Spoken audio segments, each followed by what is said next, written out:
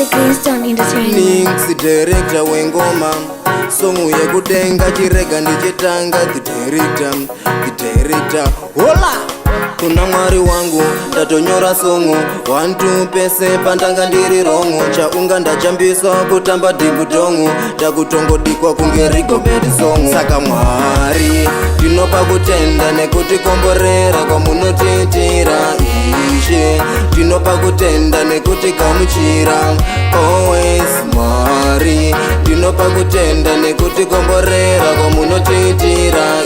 ishe ndinopa kutenda nekuti kamuchira always makandichengeta kubva ndiri mudiki ndisati ndane mwedzi mazuva nemawiki kuna matanda shinga ini handisi wiki saka ndopa kutenda izvi hazvizoreki satani tokarova needu makiki satani tokarova namarondi kiki satani katosara futi kumabheki satani tokaseka toti kikiki saka mwari ndinopa kutenda nekuti komborera kwamunotitira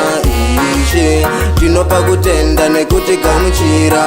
always mwari ndinopa kutenda nekuti komborera kwamunotitira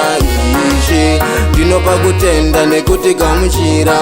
always God is the same yesterday and forever ndive ndakasiya kunamata ndoti never kuti ndirarame ndiva Jehovha ndo vakasika Adamu na Eva denga nenyika ndo vakasika chese chakanaka nepasi paukatsika chakanaka aiwa ndinosvika nevari kumusoro aiwa ndinopika saka mwari ndinopa kutenda nekuti komborera kwamunotitira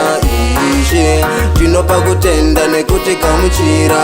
always mwari ndinopa kutenda nekuti komborera kwamunotitira ishe ndinopa kutenda nekuti kamuchira always makandichengeta kubva ndiri mudiki ndisati ndane mwedzi mazuva nemawiki kuna matanda shinga ini handisi wiki saka ndopa kutenda izvi hazvizoreki satani tokarova needu makiki satani tokarova namarondi kiki satani katosara futi kumabheki satani tokaseka toti kikiki saka mwari ndinopa kutenda nekuti komborera kwamunotitira ishe ndinopa kutenda nekuti kamuchira always mwari ndinopa kutenda nekuti komborera kwamunotitira ishe ndinopa kutenda nekuti kamuchira always. It's a Greenstone Entertainment.